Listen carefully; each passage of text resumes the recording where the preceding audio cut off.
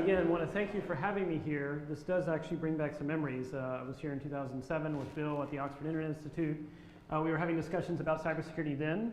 Again, in 2010, we were talking about cybercrime, and actually a lot of the similar conversations are happening.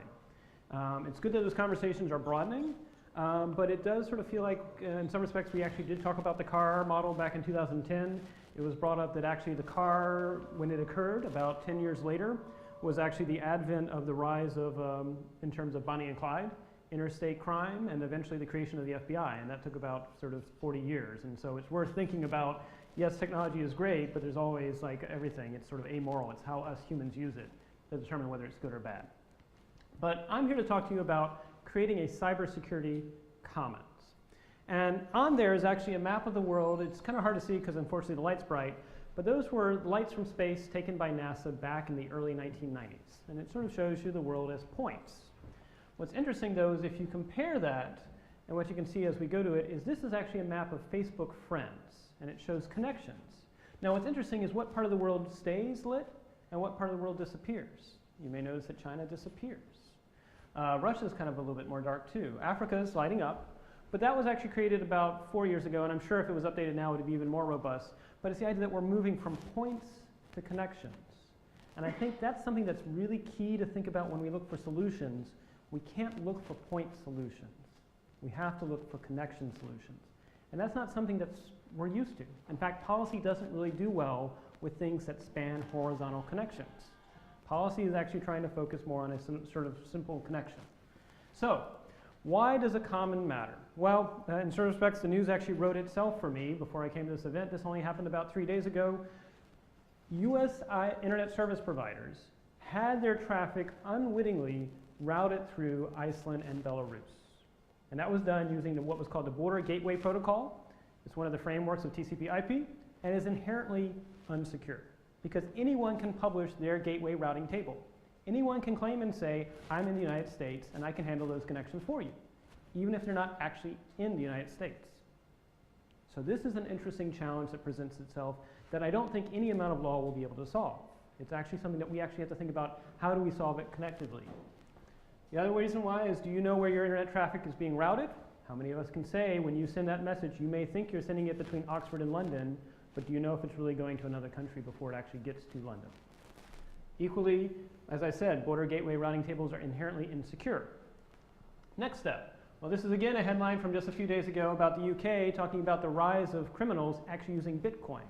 I've heard some people talk about, well, if we follow the money, non-state actors are actually followed by the money, but now they're actually using a source of money that's very hard for governments to track. And it's not just about Bitcoin. There are now at least 100 different clones of Bitcoin now on the rise too, that make it very difficult to actually follow where the money is going for these activities. And so there's a rise of cybercrime and spear phishing, doing what's called data extortion, where I actually have now infected your system and locked down your data, and if you want it back, you'll need to pay me in some sort of currency. And it's really sort of a 20% human problem. It's not so much a technology problem. And so how do we do that and how do we tackle that? Then also sort of looking at a horizon, there's this sort of ubiquitous sort of Internet of Things. You can look at it in terms of how confident are you getting in that car that's going to drive itself? How confident are you going to be with that pacemaker that's inside of you?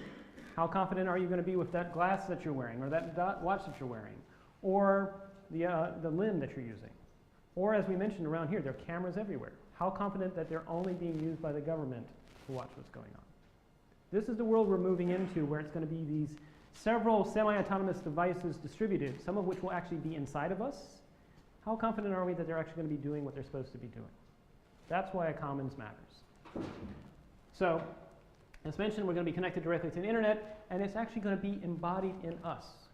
And what happens when things that are embodied in us can now be attacked digitally? So, how would a commons work? Well, if you think about it, it's that every node on the internet could be a sensor. And it could let you know in near real time, machine to machine, getting humans out of the loop, because if the human's involved, it's too late automatically. Machine to machine exchanges at massive scale as to what's affecting them. Known participants voluntarily will share what's hitting their different nodes in the network, and they can actually share anonymously what attacks they observe. That could be what's hitting their firewall if they choose to share it. It could be what they're seeing in terms of their routing and their traffic. If you think about that, what just happened 3 days ago, ISPs should have seen that their traffic was actually being routed to Iceland and to Belarus.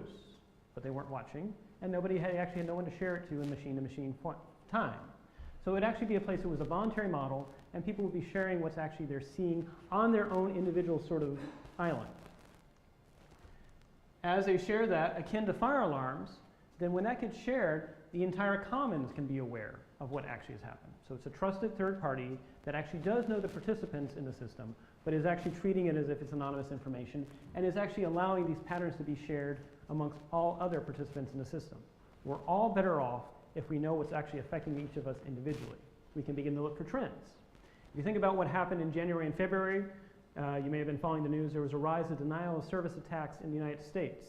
They were targeting specific sectors. Well, those sectors may have actually each individually gone to their ISPs to have additional bandwidth in case they did have a denial of service attack. But what happens if they each contracted with the same ISPs and an entire sector is now being affected? You now have a DDoS that effectively is taking down the entire sector because they can't all provide the additional bandwidth. So it's the idea that we either all hang separately or we hang together.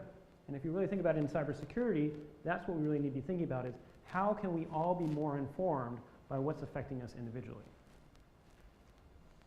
And then from that, you could actually imagine a future in which you could actually now have real-time longitudinal data, which we currently don't have, of the state of the public infrastructure. What is hitting the .coms? What is hitting the customers? And you can actually run simulations and say, what if we had done this intervention? What if we had done something differently? It would be a great model to actually inform policymakers so we could actually ground what we're saying in data. And you can also then imagine, ultimately, if you actually have some trust in that system, you can actually distribute patches to that system. You could actually have them change their configuration based on the attack surface they're seeing. And again, it would have to be something outside of government. It would actually have to be this trusted commons that involves the public and the private sector. So I'll close with this idea of what would it actually benefit. Well, first, clear the private sector. We know that there is anonymous reporting that could be shared, and so that would actually free them of the concern that if they reveal they've been attacked, if they reveal that they've had a vulnerability, that actually opens them up for a lawsuit. And so in a lot of cases, companies hold back on the attacks that are facing them because they're worried about what that's going to do to their reputation or initial and civil criminal actions. Equally, it would actually benefit the nonprofits. There would be a niche for cyber watchdogs that could look at that anonymous data and see what was going on, sound the alarm. Also, oftentimes, nonprofits can't afford the amount of money it takes to actually have strong cybersecurity defenses. So in this case, by participating in the commons, they benefit from the collective intelligence of all. And finally, and probably most importantly, the public. They could also contribute. They contribute by watching. They could actually choose to download an open source application that would allow them on their devices to share what they're seeing that's hitting them, and at the same time have their firewalls, have their sort of infrastructure be strengthened as a result too. Again, making it open source, so you can sort of relieve any concerns that it's somehow a mysterious backdoor to some government agency.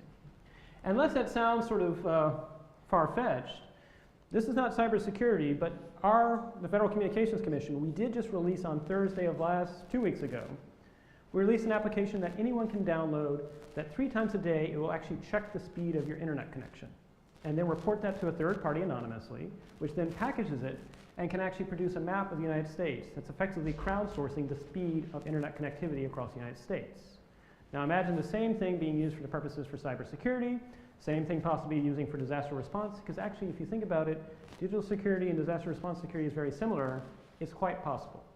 So with that said, hopefully this teed up some interesting discussions. I look forward to talking to you each later, and thanks for having me.